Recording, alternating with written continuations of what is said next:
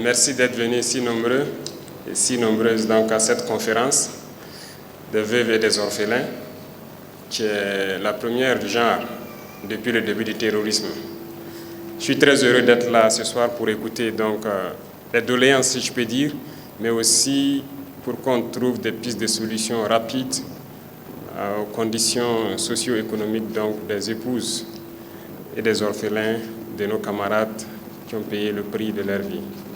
Mais avant tout propos, je souhaite qu'on prenne une minute pour prier pour le repos des âmes donc, de nos camarades tombés sur le champ d'honneur pour la patrie.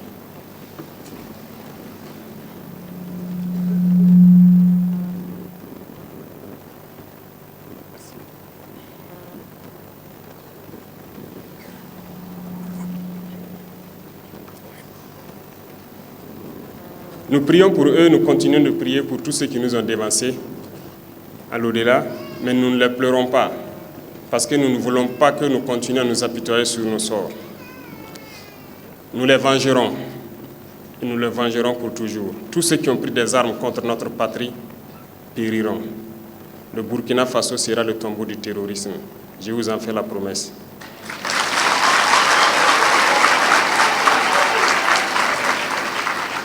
Nous ferons en sorte que nous poursuivons l'équipement, la formation et le recrutement de la jeunesse burkinabé pour défendre notre patrie et que nous puissions ramener le développement tant espéré au Burkina Faso pour le bonheur donc, de nos populations. Donc soyez honorés pour ceux-là qui ont sacrifié leur vie pour que nous soyons là ici aujourd'hui. Et continuez de prier pour tous ceux qui continuent de se battre pour que notre patrie demeure. C'est une guerre qui nous est imposée. Nous n'avons pas le choix que de nous battre. Et c'est ce que nous faisons. Aujourd'hui, plus que jamais, nous avons l'initiative sur le terrain et nous vengeons de jour en jour tous ceux qui, depuis 2015, ont perdu la vie dans ce combat. Nous ne pouvons pas imaginer la douleur de tout un chacun, mais nous savons que c'est vous les héros. Durant nos absences, Dieu seul sait comment vous souffrez. Que nous revenions ou pas, les femmes continuent de souffrir à la maison. Les enfants souffrent beaucoup de notre absence. C'est pénible, mais soyez sûrs d'une chose, c'est pour la patrie.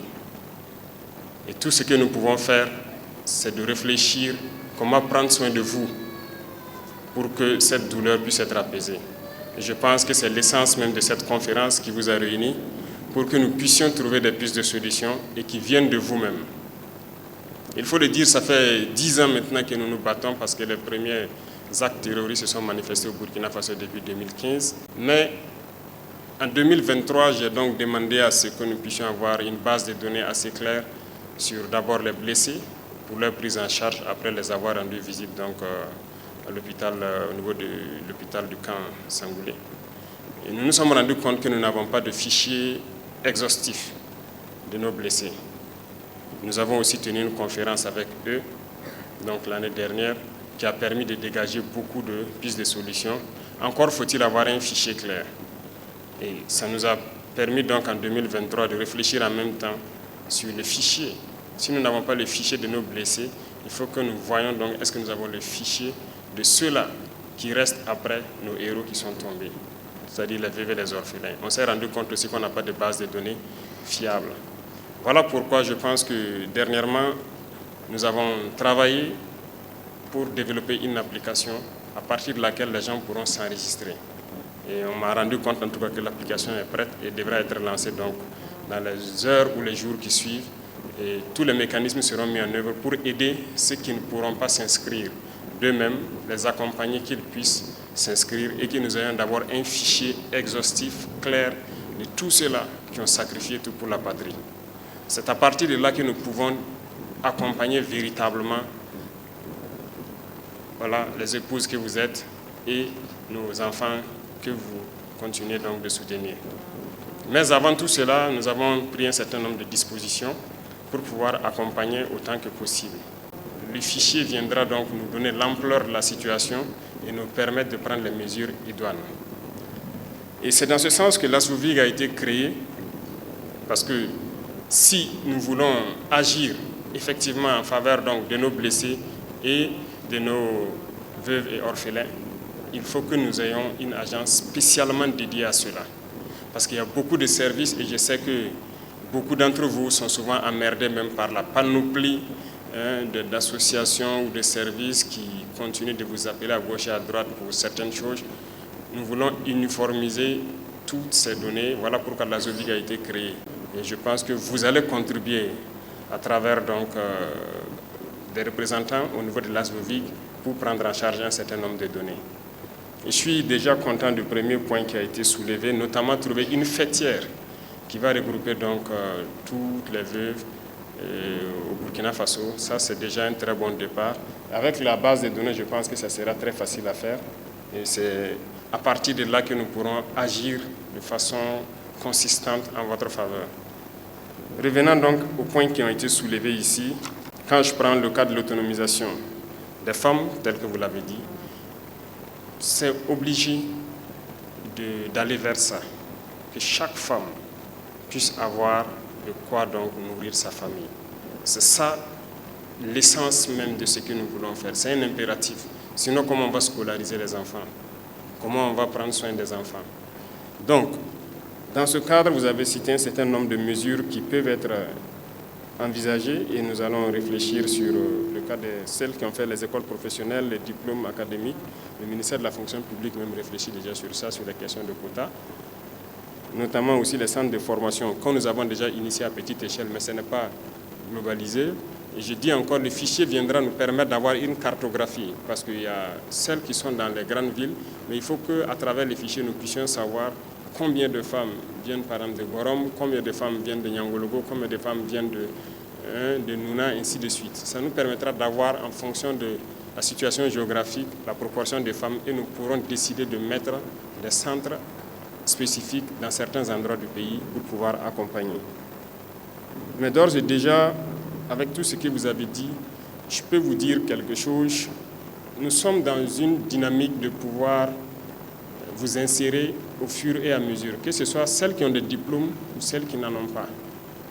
Déjà, celles qui bénéficient de formations, que ce soit en couture, en saponification, en restauration et autres, nous sommes en train de restructurer beaucoup de fonds au niveau du gouvernement. Alors, cette année, j'ai pu voir le rapport, par exemple, de fonds qu'on a baptisé Faso Kounaouli. Ils ont donné des prêts à hauteur de près de 7 milliards. Mais ceux qui bénéficient du prêt, l'objectif pour lequel ils prennent le prêt, j'ai donné des instructions pour réorienter les prêts vers des objectifs assez stratégiques. Vous pourrez bénéficier de prêts dans ces structures. Le FARF que vous connaissez bien, que nous sommes aussi en train donc de redynamiser, ça c'est en faveur de toutes les femmes. Et si le fichier est clair, nous pouvons donc avoir des avantages particuliers pour que vous puissiez avoir aussi des fonds là-bas pour pouvoir vous installer. Il y a le fonds qui existait pour l'inclusion financière que nous avons transformé en agence dernièrement au Conseil des ministres, si vous avez suivi. C'est devenu donc l'agence de la promotion pour l'inclusion financière et nous voulons les doter pour qu'ils puissent vous accompagner. Et c'est le fonds vraiment qui est dédié aussi aux petites et très petites entreprises, notamment donc les femmes qui entreprennent, pour pouvoir avoir donc le minimum de crédit et pouvoir être autonomes dans leur emploi. En plus de tout ça, celles qui veulent entreprendre dans le domaine de l'agriculture ou la transformation agricole, nous voulons aussi renflouer le fonds Dunkafa pour que vous puissiez postuler. Et une fois que nous avons le fichier assez clair, si vous postulez, l'ASOVIG verra comment interagir avec tous ces fonds pour vous faciliter et faire le suivi surtout de ce que vous allez entreprendre. Donc nous ne souhaitons pas vous former juste et vous laisser, nous voulons vous former, vous accompagner pour vous installer et vous permettre de travailler. Quand je prends par exemple le domaine du savon, celle qui produit du savon, il ne s'agit pas juste de produire. Souvent la vente aussi devient compliquée. Donc nous avons aussi entrepris des mesures déjà avec le Premier ministre pour que notre administration puisse consommer ce que nous transformons sur place. Donc, instruction soit a été déjà donnée ou sera donnée pour que, à travers la fêtière, nous puissions pouvoir consommer ce que vous allez pouvoir transformer. Donc vous serez prioritaire dans tous les marchés qui seront passés au niveau de toutes les administrations du Burkina Faso. Et nous sommes aussi en train de vouloir même mettre une unité industrielle en place dans le sens de l'économie. Il y aura plusieurs unités industrielles pour transformer. Parce que dans le cadre de l'initiative agricole, nous sommes en train de faire une partie pour les militaires. Et nous sommes en train de former les FDS à produire. Et qui va transformer la production? C'est vous. Et nous allons mettre des unités industrielles sur place pour que vous puissiez travailler dans ces unités et pouvoir transformer ce que les militaires vont produire pour que ça puisse être écoulé aussi au niveau de l'économie des armées. Donc sur ce volet, on ne s'inquiète pas. Nous avons pris déjà beaucoup d'initiatives et nous avons un plan assez clair pour que vous puissiez être employés de façon convenable et être sereine. Tout ce qu'on vous demande, c'est de pouvoir vraiment vous inscrire sur la plateforme et qu'on ait un fichier assez clair. Et là, l'ASVOVIG pourra vous accompagner dans tout ce que vous voulez entreprendre. Déjà, il y a certaines unités industrielles qui ont été lancées, notamment TexForce, qui est l'industrie textile de l'armée. Et je pense que vous, les vœux, vous êtes prioritaires pour tout ce qui est emploi. Donc, au niveau de cette unité industrielle à Bobo-Dioulasso, je vais vous informer que vous êtes prioritaire dans ces recrutements jusqu'à une certaine catégorie qui n'est pas technique, notamment liée aux manipulations des machines et tout ce qu'il y a. Donc il y a beaucoup d'initiatives qui sont prises dans ce sens-là pour que vous puissiez être vraiment autonome. Et pour moi, comme je le disais aux jeunes et tout, l'idée n'est pas forcément d'intégrer les gens dans la fonction publique parce que j'ai dit qu'il faut qu'on enlève l'esprit de fonction publique dans la tête, mais il faut qu'on arrive à produire de la richesse. Voilà. Et donc l'entrepreneuriat, les industries, nous sommes lancés dans ce processus pour que vous puissiez vraiment avoir des emplois décents, permanents et pouvoir prendre soin donc, des familles. Et parlant toujours dans ce sens, donc comme vous avez demandé de créer plus de centres de formation, la cartographie nous permettra de savoir quel type de centre et où le créer. Voilà. Si on crée des centres et sans savoir c'est où est-ce que les VE sont concentrés, c'est où que les orphelins sont concentrés, on ne pourra pas être efficace. Donc à travers l'inscription sur la plateforme, on pourra cartographier et choisir les lieux adéquats pour pouvoir implanter des centres de formation, vous former et vous intégrer dans tout ce que nous faisons comme industrialisation. On n'est qu'au début. Je peux vous assurer qu'il y aura beaucoup d'industries qui vont être implantées au Burkina Faso, par le privé comme par le public. Et par le privé aussi, nous sommes en train de discuter avec eux pour que s'ils créent les entreprises, que vous soyez prioritaires dans certains emplois. Et je pense que beaucoup de gens ont adopté ça. Notamment, j'ai été visiter l'industrie de traitement des déchets à Kosodo. Presque 100% des femmes qui travaillent là-bas sont des FDS. Pour la délégation de soldes, donc j'ai même posé la question aujourd'hui seulement. On m'a rassuré que le processus est quasiment terminé. Donc je pense que dans les jours à venir, ça sera réglé. Donc nous sommes au courant de toute la souffrance derrière cette situation. Mais je pense que c'est presque OK maintenant. Ça prend souvent un peu de temps parce que tout ça, c'est lié au fait du manque de fichiers.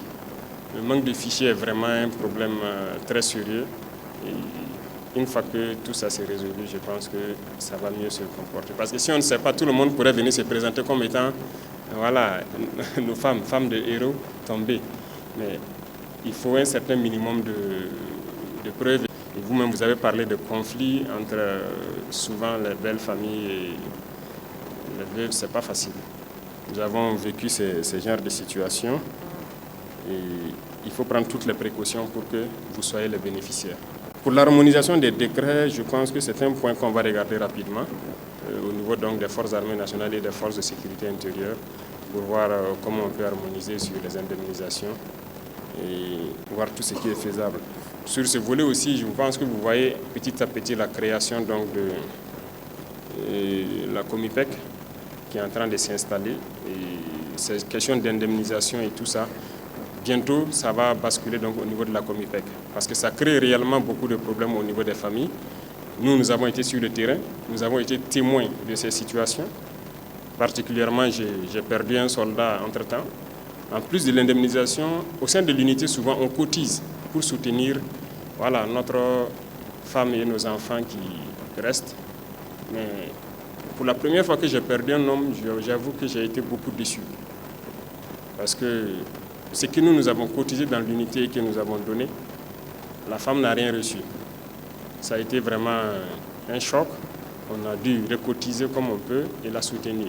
Voilà pourquoi j'ai dit de prendre en compte au niveau de la Comipec cette question d'indemnisation. Parce que voilà, personne ne souhaite perdre un homme sur le terrain, mais si quelqu'un tombe pour la patrie, faut pas qu'on voit juste de l'argent qui sera donné après. Et les donner comme ça, bon, ça va servir à quoi? À rien. Donc j'ai dit de réfléchir, ne même pas indemniser un coup comme ça, mais qu'on puisse élaborer en tout cas quelque chose pour la veuve et les orphelins qui puissent bénéficier de ça. Déjà, on a modifié le code personnel de la famille. Vous avez vu qu'on a légalisé maintenant le mariage coutumier.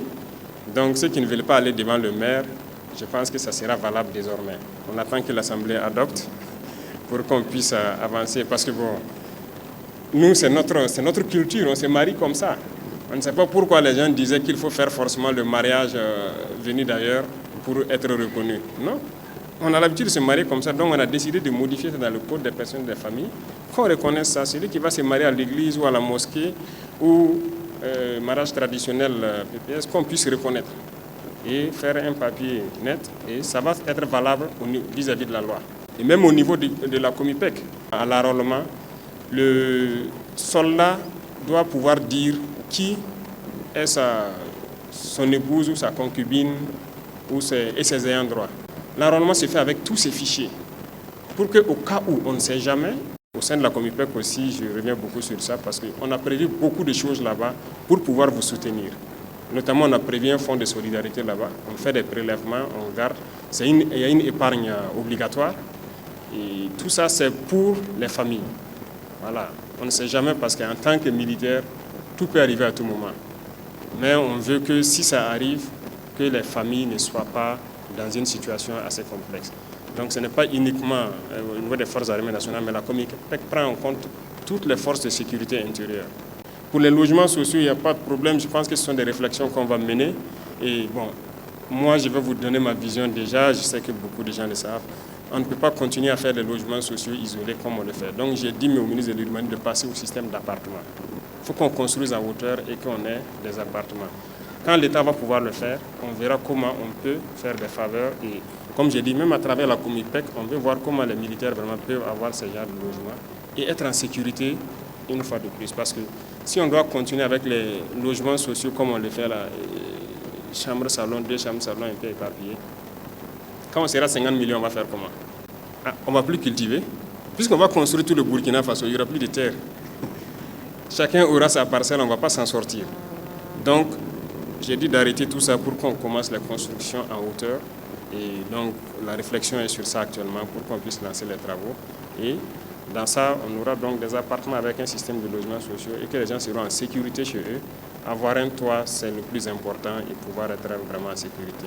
Donc, c'est des volets ce sont des volets que l'ASOVIC pourra donc prendre en compte. Au moment venu, on verra quelles facilités on peut avoir et de façon donc échelonnée au niveau de la Comipec pour faciliter cela. Pour les dossiers d'indemnisation, exactement, on en a parlé. Même les certificats de décès, pour le faire, c'est tout un problème. Nous aussi, nous avons été confrontés à ça. Comme je l'ai dit, une fois que vous perdez un homme sur le terrain, en tant que chef d'élément, vous ne pouvez pas vous débarrasser de la situation. Il faut suivre, est-ce que le certificat de décès est fait, est-ce que la famille est rentrée dans ses droits. Donc moi, j'ai connu ces situations-là, où il faut souffrir. Déjà, j'ai donné des instructions donc, à certains ministres responsables du volet, pour que, par exemple, quelqu'un qui est décédé en détachement dans une commune donnée, bon, il faut qu'on trouve la formule que certains papiers se fassent à la portion centrale, au lieu de dire de repartir là-bas pour faire certains papiers. Donc ça, on a pris en compte, c'est en cours de résolution si ce n'est déjà fait. On va mettre un guichet unique pour que si quelqu'un quitte une province pour venir faire des papiers d'indemnisation, qu'il ne soit pas là à faire des va-et-vient, 1000 va-et-vient sur Ouagadougou ou Bobo. Et si la personne vient en une journée ou 2 jours maximum, dans un même endroit, il a fini et puis c'est OK. Donc ça, c'est pris déjà en compte et d'ici là, j'espère qu'on vous donnera le circuit et vous montrez les guichets uniques qui seront mis en place pour ce volet. Pour les pupilles, comme je l'ai dit déjà, on fait petit à petit à travers le ministère de la Justice. Vous suivez un peu. Ils étudient les dossiers et on classifie les gens donc dans la liste des pupilles de la nation. Mais en plus de tout ça, il y a beaucoup de choses qui sont prévues parce qu'il est prévu de construire des écoles Karma pour les pupilles de la nation, pour les prendre en charge. Et que ce soit entièrement gratuit, toutes les commodités qu'il faut.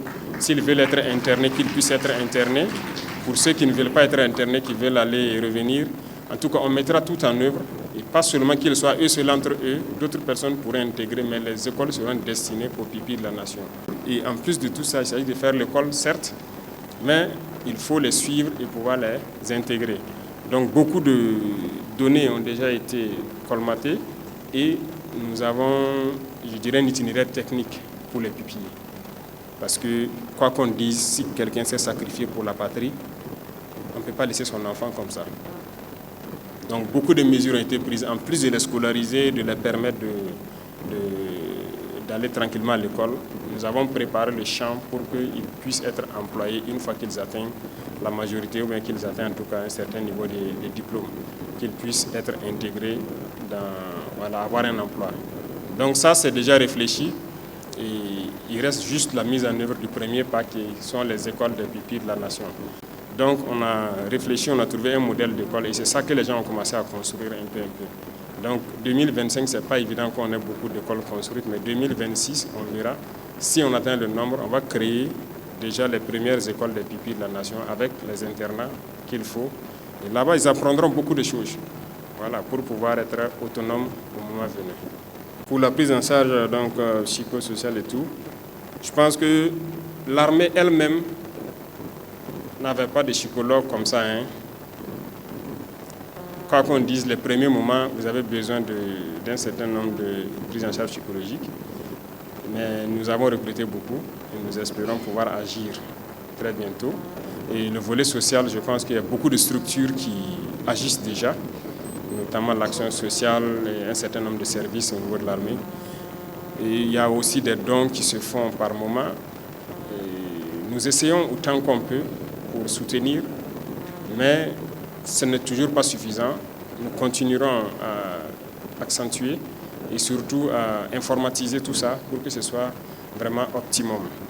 Je sais que toutes les doléances n'ont pas été citées. J'attends le document final pour voir tout ce qui est dedans et voir la mise en œuvre point par point. Qu'est-ce qui peut être mis en œuvre urgemment et qu'est-ce qui peut être donc différé au fur et à mesure. Mais une chose est sûre, tout va concourir au bien-être de ceux-là qui sont les héros. Moi, je vous appelle les héros parce que j'aime dire aux hommes que nous qui partons au combat, ce n'est pas nous les héros. C'est vous qui êtes derrière, qui passez les nuits blanches là, à réfléchir, à penser à tout ce qui pourrait arriver. C'est vous les héros. Et c'est vous qui prenez soin des familles derrière nous. Le militaire n'est jamais là. Tous les jours sur le terrain avec l'intensité, ce n'est pas facile. Donc, tout a été réfléchi pour prendre soin de vous et que vous puissiez prendre soin de nos tout petits et qu'ils puissent être intégrés sereinement. Donc, soyez rassurés que cette conférence, l'objectif, c'était de trouver des solutions venant de vous-même et que nous puissions enrichir notre réflexion et vous permettre d'être autonomes. Donc, beaucoup de membres du gouvernement sont là. L'ASVOVIG va travailler avec les différents fonds et voir comment on peut vous accompagner dans les projets d'entrepreneuriat et aussi vous suivre surtout. Parce que l'idée n'est pas aussi de juste donner un prêt à quelqu'un, mais d'accompagner la personne pour que ça puisse servir. Donc l'ASVOVIG va coordonner avec toutes les structures qui pourront être intéressées dans ce domaine-là et vous accompagner pour être autonome. Je ne peux que vous souhaiter donc bon courage parce que vous êtes les plus résilientes de notre patrie et continuez dans ce sens et vous assurer que ce combat, nous l'avons presque gagné. Nous allons gagner. Notre Burkina Faso sera en paix parce que c'est le prix qu'a payé donc nos camarades tombés et pour que le Burkina Faso soit en paix. On vous assure que le Burkina sera en paix. Vous allez pouvoir vivre dignement et nos enfants vont grandir dans un Burkina prospère. Nous vous en faisons la promesse. Bon retour à celles qui sont venues de tous les 4 coins du Burkina Faso. Que Dieu vous ramène en paix, sain et sauf. Et surtout que vive notre chère patrie. La patrie ou la mort, nous vaincrons. Merci beaucoup à tous.